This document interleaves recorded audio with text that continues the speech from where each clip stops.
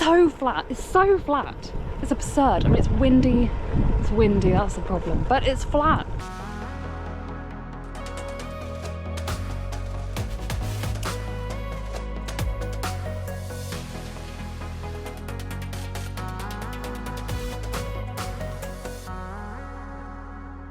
I'm cycling to the train station in deepest, darkest Devon, and then I will be cycling from Paddington to King's Cross, getting on a train from King's Cross to Spalding, then cycling an hour and a half from Spalding to Yestival, an adventure festival where I shall be speaking tomorrow, Saturday. And Sunday I'm gonna head home, and I'm gonna head home by cycling 70 kilometers from Boston to King's Lynn, getting a train from King's Lynn to King's Cross, London, cycling back across London, getting a train Sunday night, Paddington in London to deepest, darkest Devon.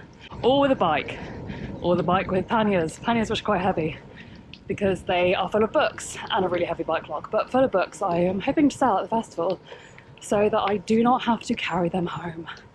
I haven't taken my bike on a train for many years because it's basically impossible in the UK. I do have bike reservations though for most of these journeys, the ones that I can. The other ones like first come first serve, which is very frightening for me because if they're full then there's a problem. It's quite interesting how in the UK we've got a very prolific train system and yet it's almost unusable by cyclists.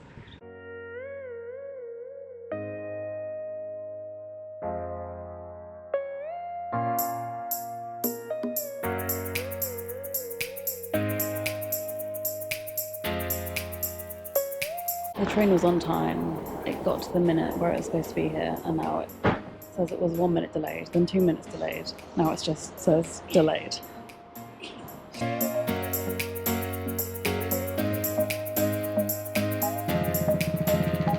So my actual reserved bike space is full of other people's luggage. Frankly, I'm on the train, I have a seat, my bike is on the train. I consider this section of the journey a success.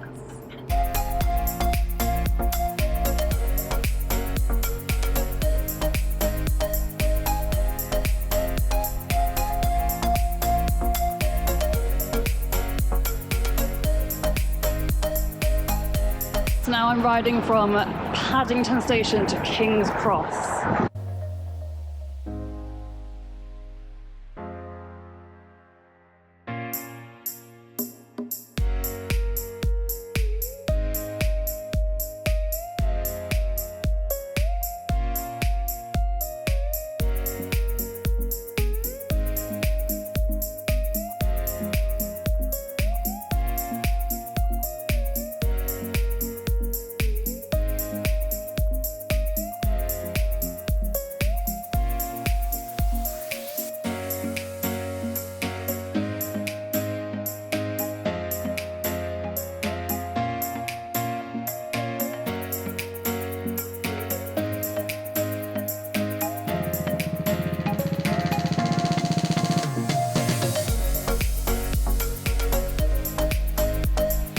Well, I got Spalding, which is very flat, terrible cycle paths.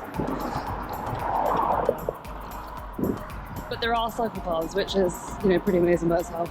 This seems to be where all of Britain's food is grown. It's so flat here, so it's very good agricultural land.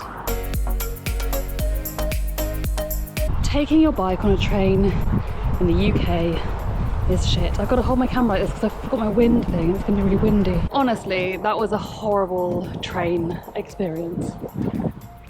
My first train, I could reserve bike spaces on the trains that I could, and other ones are like, yeah, you can bring your bike if you can get it on. It's like just first come first serve, which worked out really well in the end. But ironically, it was the trains that I booked onto that were shocking. Where you're supposed to put your bike is too small for a bike. It's too small. Can't do it. It can't be done. I mean, I did do it, but it was incredibly difficult. Never again. That's where all your cabbages come from.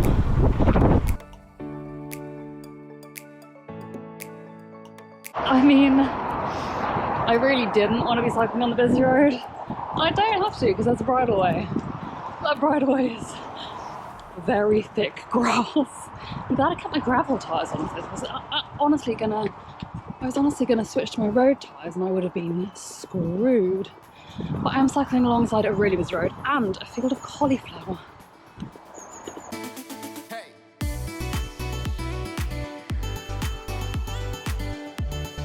I'm now officially in the Fens. I'll tell you what, this landscape is so much like parts of Brittany and Normandy with these potatoes I'm cycling past now. We've had cauliflower, cabbage, kale I think. I've never cycled up here. I mean I did when I was a child I think, but yeah, it's really interesting.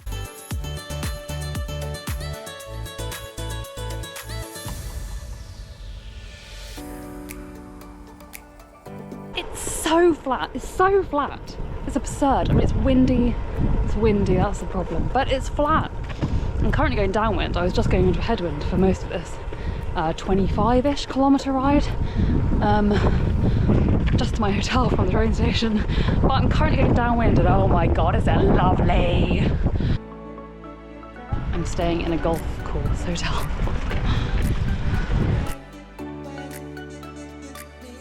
On my way to the festival. So we got to the hotel at 8 o'clock, which is time to go to the festival. Well, actually, that's time the dinner ends for the festival, which I didn't realise, so I got changed. I feel slightly more human. So I think that's okay. I'm doing my first talk at 9 AM tomorrow morning. I'm doing a talk at the festival, that's why I'm here. That's why I'm here. Within 40 minutes, without falling over. Had some great food at the festival. Met some cool people. Watched some cool like talks and stuff. It's 10 PM now, so I'm going back to the hotel to get some good sleep. And then get up bright and early tomorrow because my first talk is at 9 AM and my second one is at 12:30 I think. Same talk both times, about half an hour each. So yeah, I'm really excited. Everyone is so nice. So this festival is called Yestival. It's in Lincolnshire, which is in the north of England. Is it in the north? It must be in the north. I feel like I'm very north. There was a baby alpaca there. Oh my god, it was 4 days old. It was absolutely incredible. Anyway, it's run by Dave Cornthwaite, who is a British adventurer. He does loads of cool stuff. Look him up. I'll put some links in the description to his stuff. But he runs Yestival from his house. He has this amazing, like, I don't know, land up here in Lincolnshire in the Fens. It's bloody wicked. Anyway, it's his festival. He's got this whole Say Yes More, Yes Tribe. Basically, the whole gist is go do fun things, say yes to cool adventures. And everyone there is so nice. So I'm really excited. I'm not feeling anxious about my talk tomorrow now. I've met people and seen the vibe of it because everyone is just lovely. And it's just lovely to talk to lovely people. This place is amazing.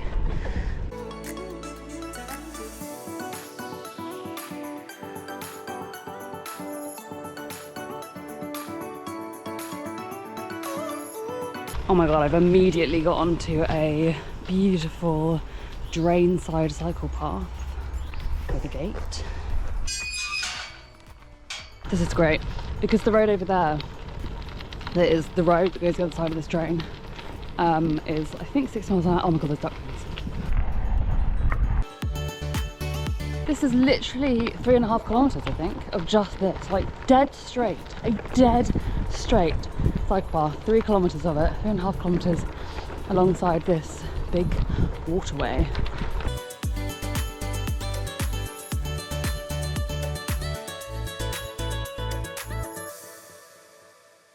You're just gonna come alongside me?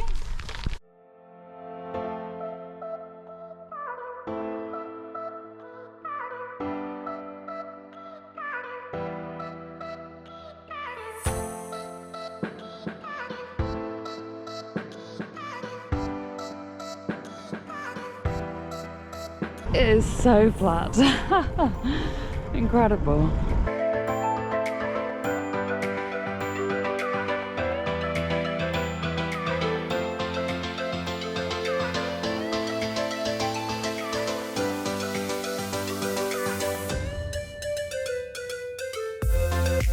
Almost halfway, which is amazing because it's like 9:30. That is wild. It's just so fast. It's so much faster than it is in Devon. This ride, by the way, is a perfect example of why you should never pay attention to how far people are cycling when you look on their Strava or their Instagram or whatever.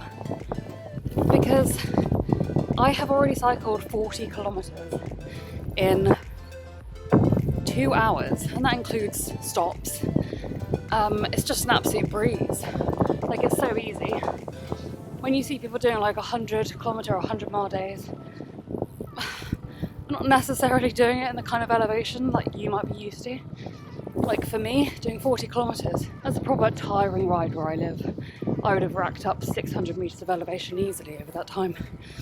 And it would be quite difficult to not. Whereas here, by now, genuinely, not exaggerating at all, I've probably racked up 20 metres of elevation gain in 40 kilometres, and almost all of that will be going under underpasses to get under main roads.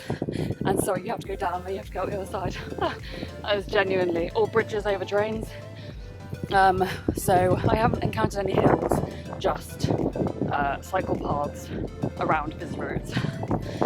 So don't worry about whatever distance people are doing. I mean, you do you, for a start, regardless. But also, there's just so much more to it. So much more to distance than physical ability. It might be elevation gain, it might be just time you have available to you, it might be your bike, it could be anything.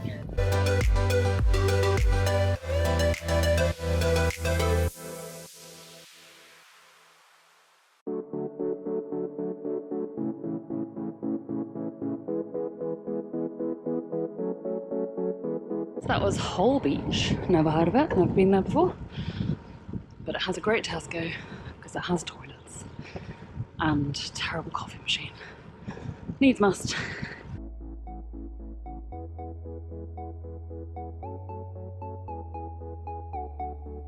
Well, so far, 45k in, I would thoroughly recommend riding in the Fens as long as you skip out roads that are more than 40 miles an hour, because people absolutely cane that and it's really unpleasant.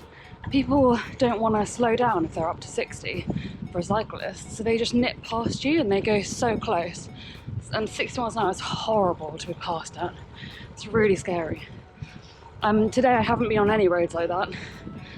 The most I've been on is a 40 mile an hour road, and people were much more chilled out about it. So that was much better. So as long as you avoid anything above 40 miles an hour, most of it's just lanes and it's lovely. I hardly see any cars at all.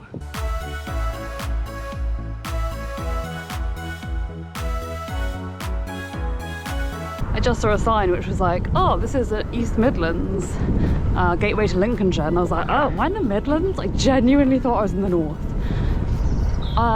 This is why people in the North and the Midlands hate people from the South, I think. Hate's a strong word.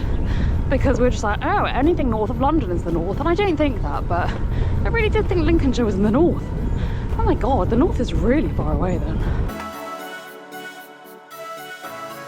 So we're at 54 kilometres, not that far to go, like 16, 17, 18 kilometres to go-ish, because I've adjusted the route a bit.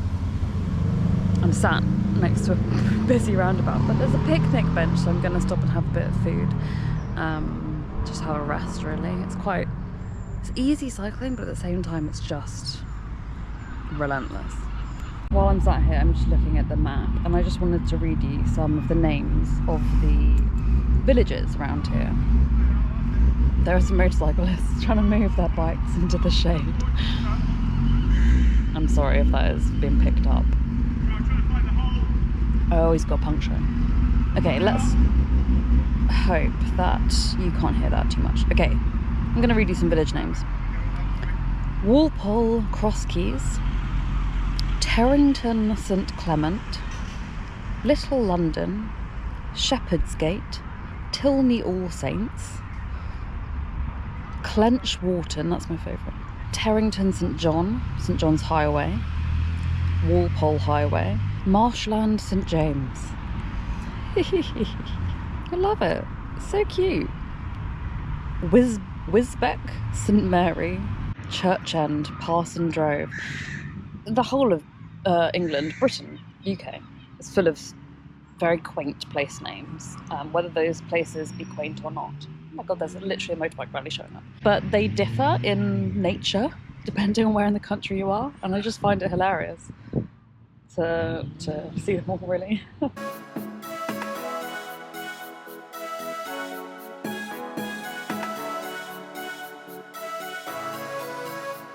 Cool! This is wicked! It's just a completely separate cycle path. There's an A road next to me, but this is just a paved, looks like an old, I don't know, railway line or something. Really amazing.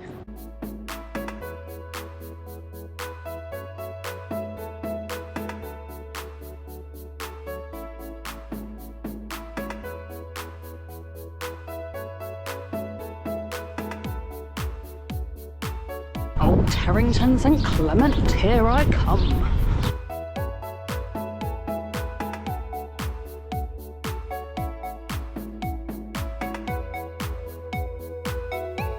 I can't believe I'm saying this, but I'm actually almost there.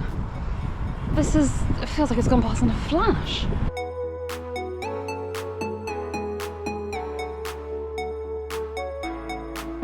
I've reached the very outskirts of Kings Lynn. I'm just cycling up the Eurovelo 12, which I've been on most of this time, to Kings Lynn, which you can just about see in the distance there. I mean, by distance I mean half a mile.